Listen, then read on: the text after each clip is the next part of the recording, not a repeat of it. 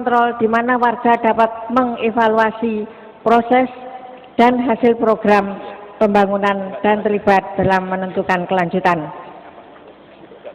Dua dimensi penopang keberhasilan pembangunan pada periode tahun 2010-2015 telah dimanfaatkan untuk mengembangkan diantaranya sektor pendidikan, kesehatan, pertanian, industri, perdagangan, dan pariwisata.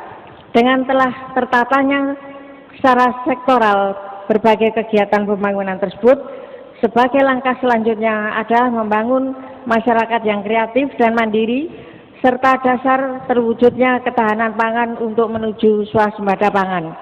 Hal ini sangat penting karena swasembada pangan merupakan jalan lintas menuju masyarakat sejahtera lahir dan batin yang makmur dan dalam keadilan dan adil dalam kemakmuran.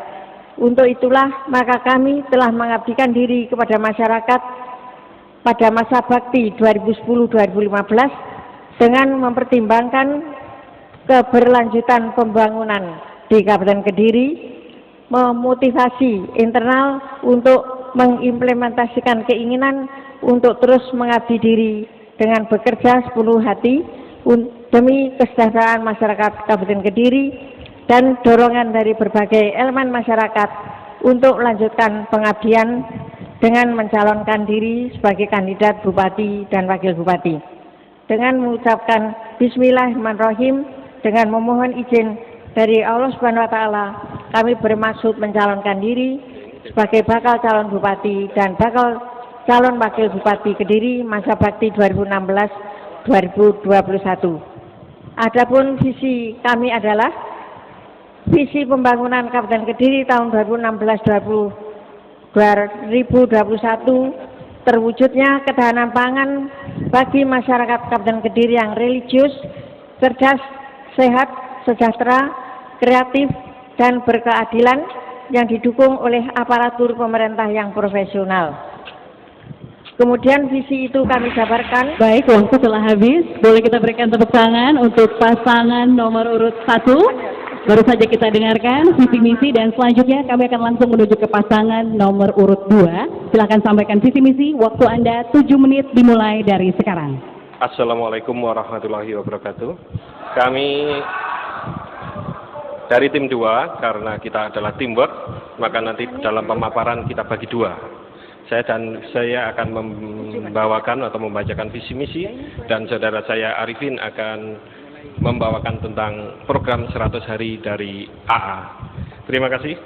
Berikut adalah visi misi dari tim AA, calon Bupati AA, calon Bupati nomor 2. Visi: atas berkat rahmat Allah yang Maha Kuasa, terwujudnya masyarakat Kabupaten Kediri yang bertakwa, pemerintah yang baik, masyarakatnya sejahtera, merata, dengan didukung oleh potensi pendidikan, industri, pertanian, peternakan, perikanan, budaya, dan pariwisata. Berikut itu adalah visi yang kita jadikan landasan kerja kita selama 5 tahun mendatang. Berikutnya adalah dari visi tersebut akan kita jabarkan dalam 10 misi yang akan seperti di bawah ini. Misi kami adalah, yang pertama adalah melaksanakan ajaran agama sesuai agama masing-masing dalam kehidupan bermasyarakat, berbangsa, dan bernegara sebagai wujud peningkatan keimanan dan ketakwaan kepada Tuhan Yang Maha Esa. Kedua adalah meningkatkan tata pemerintah yang baik, bersih, demokratis, transparan, akuntabel, efisien, dan efektif. Yang ketiga adalah meningkatkan SDM unggul, sehat, cerdas, bermoral, melalui program-program pendidikan gratis tingkat dasar, program kesehatan gratis untuk warga prasejahtera, serta pemerataan pembangunan bagi seluruh masyarakat Kediri. Yang keempat adalah meningkatkan perekonomian daerah yang berdaya saing, berbasis pada pertanian, industri, perdagangan, peternakan dan perikanan, pariwisata dan budaya, dengan bersendikan kepada ekonomi kerakyatan. Yang kelima adalah meningkatkan kemampuan aparatur negara dalam melaksanakan pelayanan prima kepada masyarakat. Keenam, meningkatkan kesejahteraan masyarakat, baik secara moral, material, spiritual, berlandaskan sendi-sendi keagamaan. Yang ketujuh, percepatan pembangunan perekonomian dengan mendorong pertumbuhan investasi daerah yang dipadukan dengan koperasi dan pengembangan pasar tradisional, pasar modern, serta mendorong tumbuh kembangnya ekonomi kreatif. 8. Meningkatkan peran serta perempuan dalam pembangunan Kabupaten Kediri di segala bidang. 9. Meningkatkan keamanan, ketentraman, ketertiban umum dalam kehidupan berbangsa dan bernegara. Ke-10. Mewujudkan Kabupaten Kediri yang aman, bersih, dan menyenangkan sebagai tempat tinggal, tempat bekerja, dan tempat wisata. Selanjutnya, saudara saya Arifin akan melanjutkan. Agak ketinggian. Ya, terima kasih. Jadi inti dari visi misi kami tadi adalah bagaimana masyarakat Kediri, Kabupaten Kediri lebih baik, masyarakatnya bertakwa dan sejahtera. Hakikat dari kepemimpinan ini adalah bagaimana Kediri ini harus baik. Kediri baik itu parameternya adalah kampung akhirat. Nah, bagaimana kampung akhirat? Banyak dicontohkan dalam kitab-kitab kita bahwa kampung akhirat itu sejuk. Kampung akhirat itu ada air yang mengalir di bawahnya. Tajri min tahtihal anhar.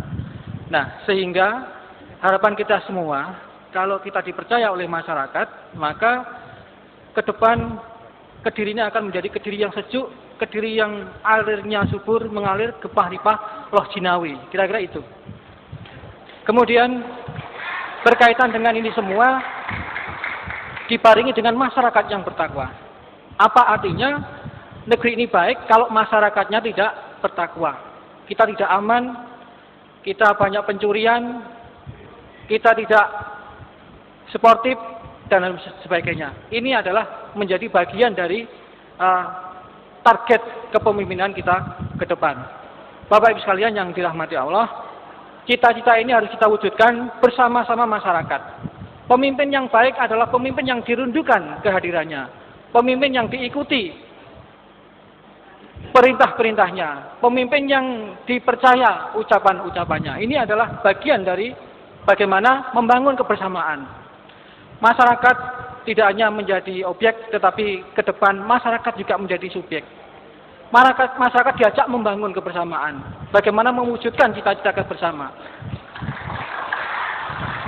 Keterlibatan pemerintah semakin lama harus semakin dikurangi. Sehingga masyarakat bisa mandiri, masyarakat akan membangun dirinya sendiri, masyarakat tidak paternalisme, masyarakat akan menjadi tidak tergantung pada yang lain, sehingga semuanya akan bekerja sendiri-sendiri dan Kabupaten Kediri akan terbangun lebih cepat. Bapak Ibu sekalian, kalau Kediri ingin maju, maka kita harus melompat jauh ke depan. Tidak bisa hanya sebatas swasembada, tidak hanya sebatas bagaimana ketahanan pangan, tapi lebih dari itu. Ketahanan pangan, swasembada ini adalah program yang sudah lalu dan kita harus plus dari itu. Industri pertanian ini harus menjadi bagian dari strategi kita bagaimana membangun Kediri. Bagaimana Kediri menjadi lebih baik. Kediri menuju baldatun, thayyibatun, warufun ghafur. Itu intinya. Nah, dengan demikian, maka dari itu harapan kita bersama, mari Kediri kita bangun bersama-sama. Tidak ada yang tidak penting, tapi semuanya penting. Tidak ada yang lebih penting, tapi semua adalah bagian dari Kabupaten Kediri. Arifin adalah warga Kediri yang beragama Islam, bukan orang Islam yang hidup di Kediri. Ini berbeda jauh. Kewajiban kami adalah bagaimana Kediri bisa nikmat, Kediri bisa nyaman untuk penghunian, Kediri nyaman untuk rumah bertempat tinggal, dan Kediri menjadi darah daging dari kita semua. Ini adalah penting, karena kalau tidak, kita tidak kerasan di Kediri, kita akan pergi keluar Kediri, dan ini adalah menjadi presiden buruk bagi kita semua. Terima kasih. Baik, boleh kita berikan tepuk tangan untuk pasangan nomor urut 2. Baik, kita sudah saja menyaksikan atau mendengarkan visi misi dari kedua pasangan tersebut. Sekarang waktunya untuk menanggapi. Dan yang akan menanggapi pertama adalah pasangan dengan nomor urut 2, menanggapi visi misi dari pasangan nomor urut 1. Waktu Anda 5 menit dimulai dari sekarang. Terima kasih.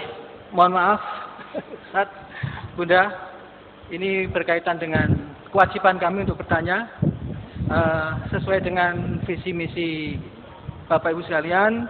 Saya apresiasi sekali, tetapi mohon dijelaskan kenapa swasembada pangan, ketahanan pangan baru menjadi visi yang sekarang. Ini misinya kan harus ada plusnya. Dan mungkin itu saja. Terima kasih. Mohon maaf, ini adalah tanggapan dari visi misi pasangan nomor 1. Jadi tanggapan dulu dari pasangan nomor 2 untuk visi misi pasangan nomor urut 1. Jadi waktunya masih ada, waktunya 5 menit. Tanggapan dari visi misi, bukan pertanyaan. Terima kasih, saya boleh menambahkan bahwa dalam paparan dari tim Harmas tadi belum sampai mencakup pada visi misi yang detail. Jadi secara pribadi saya mau menanggapi apa kalau visinya belum disebutkan. Saya mau menanggapi tentang misi yang mana, padahal belum dipresentasikan. Terima kasih.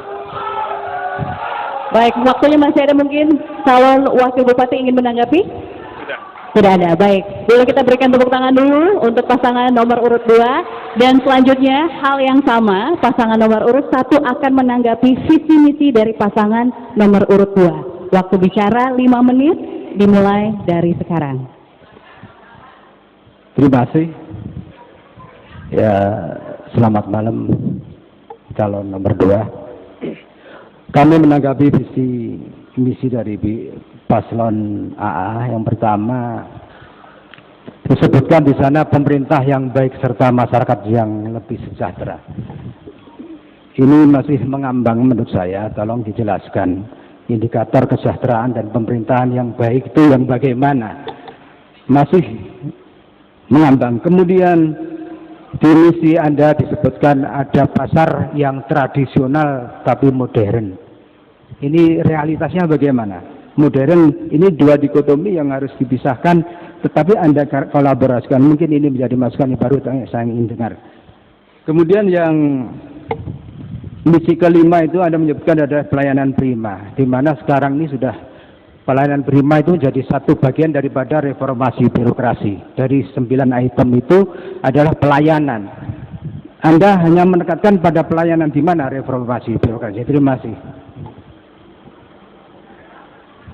Mungkin saya hanya menambahkan, yaitu untuk masalah pertanian, bahwa untuk meningkatkan perekonomian daerah berdaya saing, ini berbasis pertanian dan sebagainya. Kemudian terakhirnya ini dengan bersendikan kerakyatan, ini mungkin nanti minta dijelaskan. Baik, ada tanggapan lagi? Boleh kita berikan tepuk tangan untuk pasangan dengan nomor urut 1, baru saja menanggapi visi misi dari masing-masing pasangan calon bupati dan wakil bupati. Baik, pemirsa, setelah ini kita akan menggali lebih dalam lagi tentang pasangan calon bupati dan wakil bupati Kediri. Tentunya kami mempunyai 4 pertanyaan beragam. Kami kembali setelah pariwara berikut ini.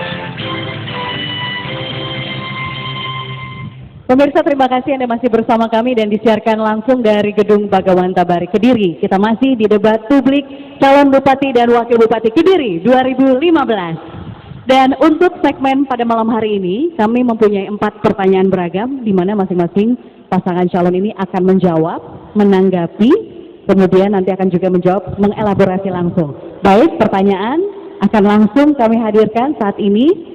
Yang pertama akan mengambil pertanyaan adalah pasangan nomor urut 1 terlebih dahulu. Silahkan dipilih pertanyaannya, kemudian dibacakan. Ya, ada 4 pertanyaan beragam. Baik, silahkan dibacakan.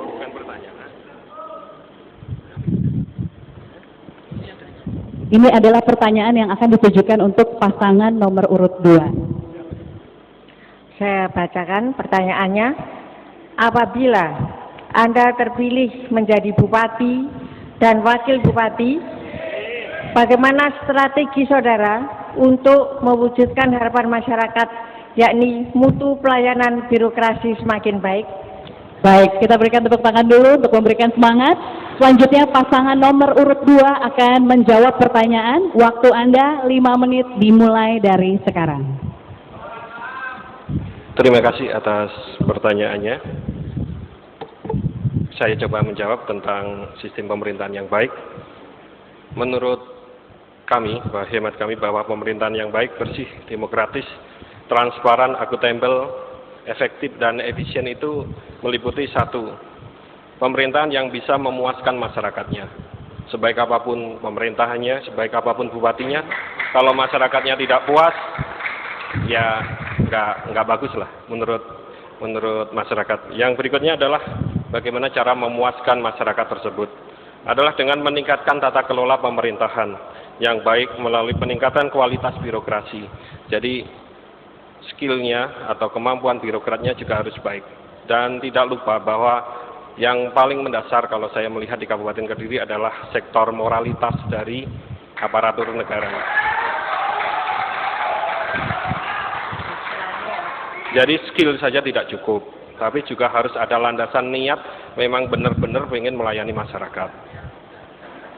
Kalau sudah tidak ada niat atau moralitasnya kurang bagus, sebagus apapun insentif yang kita berikan kepada aparatur negara, aparatur pemerintahan, sebagus apapun sistem reward and punishment, kalau tidak kita kasih contoh yang baik bagaimana cara memimpin, ya kurang bagus juga hasilnya. Jadi selain kita memperbaiki kemampuan dari aparaturnya, kita juga harus memperbaiki moralitas dari aparaturnya.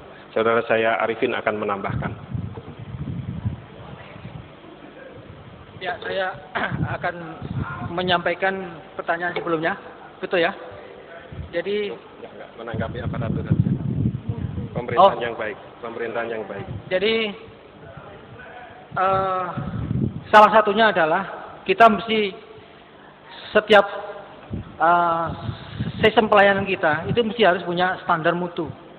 Ya, bagaimana kita punya manajemen, sistem manajemen standar mutu yang baku. Jadi harus jelas bagaimana kalau kita mengurus sesuatu di satker kita, di rumah sakit misalnya, izin dan sebagainya, ini mesti harus ada standar mutunya, jelas. Kalau saya misalnya cari izin sesuatu, apa sih syaratnya, jelas, kemudian berapa waktunya, kemudian haknya, kewajibannya, ini mesti harus jelas, tertulis. Nah, dengan demikian, harapan kita semua ini bersifat kepuasan masyarakat. Puas itu artinya apa yang kita harapkan sesuai dengan apa yang kita dapat. Nah, kalau yang kita dapat tidak sesuai dengan harapan, maka meskipun baik pelayanan kita ini menjadi tidak puas.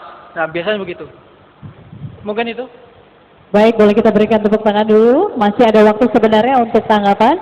Dan selanjutnya kami persilahkan pasangan nomor urut 1 untuk memberikan tanggapan dari jawaban pasangan nomor urut 2. Silakan, waktu Anda 3 menit dimulai dari sekarang. Terima kasih. Jadi pelayanan yang bermutu tadi belum menukik ke bumi. masih teoritis. Jadi standar pelayanan itu harus ada SOP yang jelas. Jadi SOP itu menentukan kapan waktunya, berapa biayanya, kemudian persyaratannya itu ada SOP.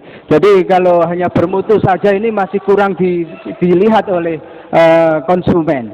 Oleh karena itu, kemudian yang kedua, jawaban dari Adinda Ari ini tadi tentang skill dan moralitas. Saya juga belum jelas meningkatkan skill itu bagaimana. Padahal pegawai negeri sipil itu sudah dibekali dengan skill-skillnya masing dengan cara pendidikan penjenjangan maupun fungsional. Oleh karena itu skill dalam arti ini menurut saya harus dijelaskan lebih jelas, yaitu teknik fungsional dan manajerial. Bagi pejabat eselon atas ini lebih banyak